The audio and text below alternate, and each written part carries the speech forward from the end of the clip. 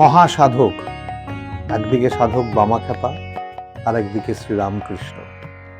আপনারা জানেন কি এই দুজন প্রায় একই সময়ে বিরাজ করছিলেন, একজন তারাপীঠে একজন দক্ষিণেশ্বরে?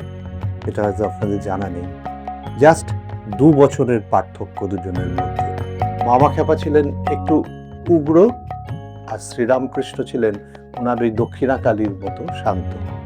মায়ের সঙ্গে যে ইন্টারাকশন দুজনেরই কিন্তু একই রকম, কারণ এক সময় শ্রীরামকৃষ্ণের চরিত্রে অভিনয় করেছি, আবার পরবর্তী সময় সাধক বামাখ্যাপার চরিত্রে অভিনয় করেছি। ফলে এই দুটোকে অভিনয়ের ক্ষেত্রে পার্থক্য আনাটা খুব ডিফিকাল্ট, কিন্তু যে অভিনয় না করেছেন তারা বুঝতে পারবেন না। কারণ দুজনের চরিত্রগত বৈশিষ্ট্য, একজন হয়তো একটু বেশি রাগী, কিন্তু যে মায়ের প্রতি যে ভক্তির যে জায়গাটা, সেটা কিন্তু অসম্ভব সাদৃশ্য। এরকম অনেক কথা শুনতে পাবেন স্মরণে বামাখ্যাপায়, কালার্স বাংলার ফেসবুক এবং ইনস্টাগ্রাম হ্যান্ডেলে। আর বলবো, আমি অরিন্দম গাঙ্গুলি।